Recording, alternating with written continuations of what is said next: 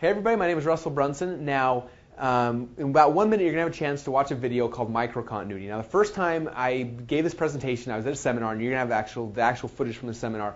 I gave this presentation, and I shocked the world. People flipped out, and we had over 10,000 people over the course of about a month and a half join this program. And from there, we had thousands and thousands of case studies and testimonials and success stories come in from Microcontinuity.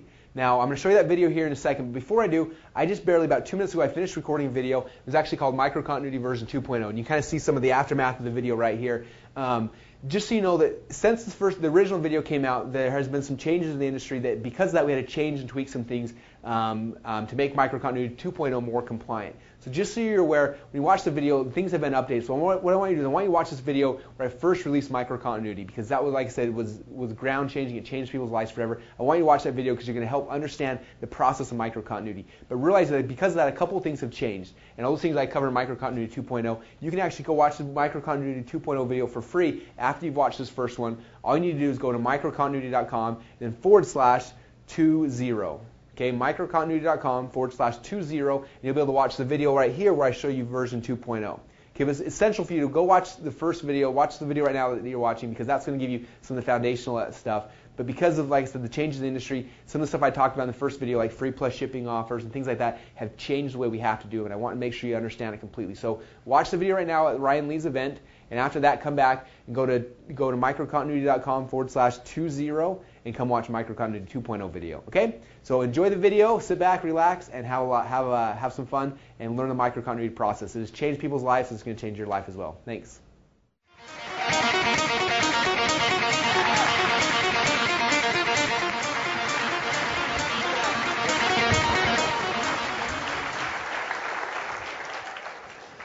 All right. Well, it's getting late. I know we're hungry, but in the next 75 minutes or so, we're going to have a ton of fun. You guys are going to learn a lot.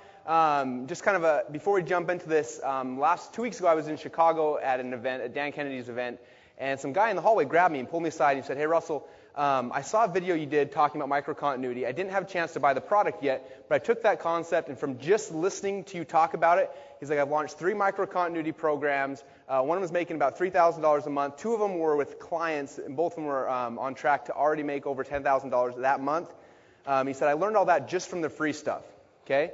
So I'm promising you guys in the next 75 minutes, I'm going to give you a lot of free stuff. Enough you can take this information, launch your own business, launch it for a client, make a bunch of money. And that's kind of the way I like to go, is just teach as much as possible and hopefully open your guys' eyes to how fun and exciting and easy this business can be if you do it the right way. Okay? All right, my first question to everybody is, why are you guys here today? Shout it out. Why are you guys here today? To learn? To make some money? What else? To connect to people? All right, a lot of reasons why we're here today, right? I want to give you guys a thought about why you're here. It might be a little different than what you were thinking. This is a quote by one of my favorite people, Winston Churchill. And it says, "To every man there comes that special moment when he will be figuratively tapped on the shoulder and offered the chance to do a special thing, unique to him. What a tragedy if that moment finds him unprepared or unqualified for that work which could have been his finest hour." Okay, every time I read that, I get chills. Okay, you guys are here for a couple reasons. Obviously to make money, but it's more than that. You're here to prepare for something. Okay? All of us are going to have a chance in our life that the stuff that we're learning about, the stuff that we're doing, the businesses we're building can change somebody's life forever. Okay? And that's why you guys are here, is preparing for that, so that when the time comes when you could change someone's life, you're going to be prepared and you're going to be ready. So good for you guys for being here. Okay? That's huge. That's a huge step that a lot of people will never take. So good there. Now, a couple other things. One of the reasons why you guys are here is to learn how to market your products and services better. Okay? This is important. Okay, it's not just like I want to make some extra money, but you want to learn to market your products and services better. One of the main reasons because of that is because if you guys can market your products and services better, what happens? You have the ability now to change somebody else's life. Okay? Everyone here inside of you guys has something that will change somebody else's life. Do you believe that? Either a product, a service, an idea, something you're passionate about, but if you could get that message in somebody else's hands, it could change their life forever, right? That's why you're here, to learn these kind of things, to learn the marketing so that you can affect and change other people's lives. Okay, it's not to make money, so you can help other people. When you help other people, what happens? You make money. It's kind of cool. But the more people you help, the more money you're going to make. Okay? And the next step of this is really so that you guys can more fulfill your dreams. Everyone here have a dream in life? A passion? Something you're excited about? Good, I hope so. Now I'm going to talk about a couple of my dreams. Okay, why I do this whole business, why it's so much fun to me. One of my dreams is I want to marry the most beautiful girl in the whole world. Okay? And check it out, I got lucky. That's my wife. Her name is Colette. Yeah? So I lucked out there marrying my wife, Colette. That's one of my big dreams, okay? Another dream is I wanted to become a dad. And I was lucky enough, here's a family picture. I've got twin boys and a daughter. The boys are just turned 3 in December, and our daughter came 18 months later by surprise. And she's awesome, though. Her name's Ellie. So on the left hand is Dallin, right hand is Bowen, and Ellie's right in the middle. Okay, that's another one of my big dreams in life. I wanted to become a dad. Okay, a big dream. Another dream I had is I wanted to be able to give back to the world. Okay, give back and help other people. Okay, that's a big reason why a lot of people get into business is to be able to give back and help other people. And I don't know if he knows I'm going to be doing this, but I've got a really close friend. Anyone here know Stu McLaren? Well, Stu McLaren, he runs a charity called the World Teachers Aid. Here's a picture. That's his wife, Amy, on the left-hand side there. And they go around the world and they build schools for kids. They build schools, they do feeding programs, a whole bunch of really cool stuff. And at the end of last year, we launched a continuity program, very similar to what I'm going to be talking about today. And the front-end product, it was free if they would donate some amount of money to Stu's charity. Okay, and it was really, really cool. And in fact, I haven't seen Stu in the last 5 or 6 months. Just saw him actually today for the first time in a long time. And what he doesn't really know is that I actually brought the charity check that we made. We raised $10,392.50 for Stu and Amy's charity. So Stu, if you want to come up, I want to give you the check right now.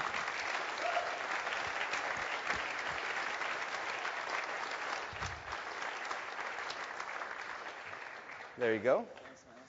So, man, we are prepared. That's awesome, dude. Thanks, man. Not a problem. Awesome. You guys, you should talk to Stu about what they're doing. They're changing people's lives. That money right there, he was telling me, how many people do you say that's going to feed? That'll feed 600 kids every day for about a year and a half. Isn't that amazing? So give them. That's another really fun part about this business. I encourage you guys all to go out there and find something you believe in, find a charity, find something and give back every single day. Think about that. 600 kids will be able to eat for the next year and a half because we asked some people to donate some money. It wasn't that hard, and it was a lot of fun, okay? So giving back is a big dream, and one of the things that this business will allow you to do, okay? All right. Who here has ever had a dream that failed? Any guys? Most of you guys? Okay? I think we all do. I think there's times that we have dreams in our life that we want, that we try to go after, and for whatever reason, it doesn't really happen. You don't make it. You want it so bad, and at the last moment, it kind of falls through your fingers, and you miss it, right? I want to tell you guys about one of my failed dreams. A lot of you guys know I'm a wrestler, okay? And I wasn't just a wrestler. I was an obsessive wrestler. This is a picture on my family vacation. Those mats right there, we brought those mats everywhere. Everywhere. On family. Here we are at Bear Lake. We rolled up these mats from on top of my dad's truck, drove 4 or 5 hours to Bear Lake, and every single morning before we could go swim or water ski, we wrestled. Okay? Anyone here wrestlers? A couple of you guys? Okay, the greatest sport in the world. I was just obsessed with it, okay? Growing up in high school as a state champ, I took second place in the country, had a chance to go wrestle at Brigham Young University before they cut their wrestling program, and a bunch of other stuff. And ended up transferring up to Boise State University after BYU cut their program and wrestled my last 4 years at Boise State. But just a really fun thing. This is one of my dreams. I want to tell you about how I kind of failed with it. Here's the picture right here of my last wrestling match. The last time I was on the mat, okay? And this was at the Pac-10 tournament. I was planning, at the time I was ranked about 14th in the country.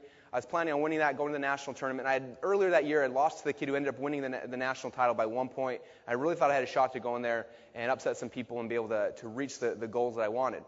And this match stopped me from that happening. This is about 10 seconds left in the match. I was losing. I got on top of the guy, almost turned him, and the time ran out, and I lost. Which meant my dream was dead. It was over. I had no more ability to wrestle. I didn't have another tournament I could go to. I was out of the tournament. It was done. Okay, when you're planning another 2 or 3 weeks of something, of a dream to chase, and all of a sudden it gets cut off, completely done, that's a heartbreaking thing. You guys felt that before? It was tough. I remember sitting there, I sat on the side of the mat, and I remember bawling my eyes out just thinking, I can't believe I've spent the last 15 years of my life chasing this dream. It wasn't a little thing. I mean, we worked out every morning, every afternoon. We were on vacations, we were bringing wrestling mats. And that was a dream I had, and we missed it.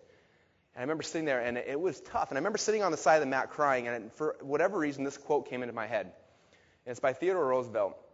And it says, "It's not the critic who counts. It's not the man who points out how the strong man stumbles or where the doer of deeds could have done better. The credit belongs to the man who's actually in the arena, whose